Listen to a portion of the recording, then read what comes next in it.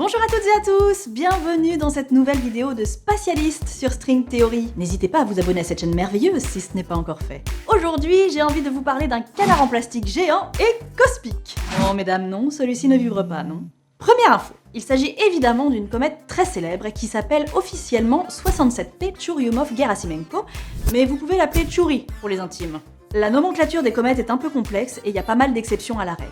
Pour faire simple, le P de 67P correspond aux comètes à courte période, donc celles qui font le tour du Soleil en moins de 200 ans, ce qui est le cas de Chury qui met entre 6 et 7 ans pour boucler une orbite complète. Et le 67, c'est parce qu'elle a été la 67e comète à courte période à avoir été découverte, tout simplement. Quant à Klim Churyumov et Svetlana Gerasimenko, ce sont les deux astronomes ukrainiens qui l'ont détectée en 1969. La deuxième info, c'est donc sa forme très particulière. Absolument personne ne s'attendait à ça et on a découvert son aspect bizarroïde en détail quand la sonde Rosetta s'est trouvée à 12 000 km de la comète en juillet 2014. Les missions spatiales sont pleines de surprises, parce que l'univers a toujours plus d'imagination que nous. Sa structure est formée par deux lobes très distincts qui forment donc la tête et le corps du canard. Toute la question était de savoir comment elle a bien pu se structurer comme ça, et les études concluent à la collision à faible vitesse de deux comètes distinctes au tout début du système solaire, il y a 4,6 milliards d'années. Et l'érosion a fait le reste. En gros, ce sont deux morceaux de glace qui se sont fait un bisou et qui sont restés collés. La troisième info, c'est que l'eau qui compose Chury n'est pas la même que l'eau qui se trouve dans nos océans. Alors vous allez me dire, c'est normal, si elle est dans l'espace sous forme de canard glacé, elle ne peut pas être sur Terre. Certes. Ce que je veux dire, c'est que ce n'est pas le même type d'eau. Petite parenthèse, l'eau c'est une molécule. Celle dont on a l'habitude est composée de deux atomes d'hydrogène et d'un atome d'oxygène. Mais parfois, un atome d'hydrogène est remplacé par son isotope, le deutérium. L'isotope d'un atome, c'est 7 atomes, mais avec un nombre différent de neutrons dans son noyau. Donc, comme le noyau de l'atome d'hydrogène n'est composé que d'un proton, le deutérium c'est la même chose, mais avec un neutron en plus.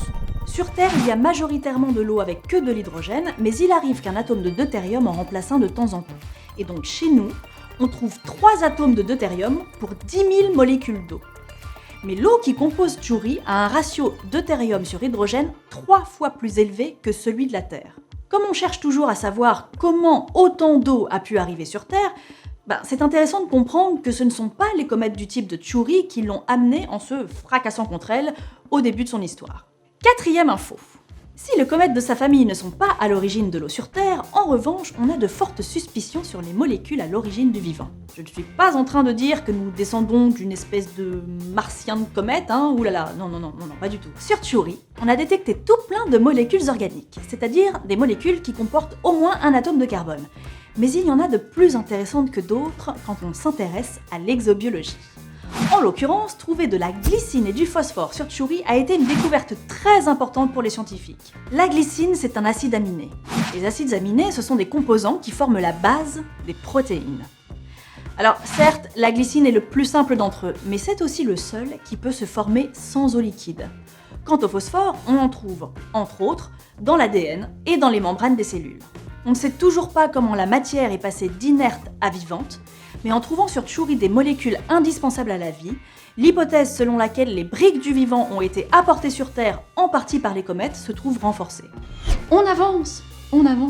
Et la cinquième info sur Chury, c'est que la comète est devenue le corps céleste le plus encombré d'artefacts dans tout l'univers, si on prend en compte la taille et la masse de Rosetta et Philae qui sont toutes les deux échouées à sa surface, par rapport à la taille et à la masse de la comète, qui fait environ 4 km de long sur 2,5 km de large.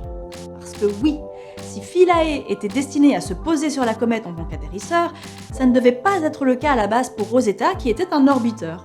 Mais comme la sonde était arrivée à la fin de la mission pour laquelle elle avait été conçue et qu'elle ne pourrait plus fonctionner par la suite, les scientifiques ont décidé que, perdu pour perdu, elle pourrait aller se poser sur la comète et en profiter pour prendre des données pendant la descente qu'elle n'aurait jamais pu avoir en restant éloignée. Et c'est ce qui s'est passé. Le 30 septembre 2016, 2 ans après son arrivée en orbite autour de Chury, elle a rejoint Philae sur le sol de la comète. Chury a donc été l'astre avec la plus grande concentration d'artefacts au mètre carré pendant longtemps, jusqu'à ce que la mission Hayabusa 2 envoie 3 petits robots se poser sur l'astéroïde Ryugu en septembre et octobre 2018. Mais ça, c'est une autre histoire. Alors la prochaine fois qu'on verra passer Chury dans le ciel, ayez une petite pensée pour Rosetta et Philae qui nous ont tant fait rêver.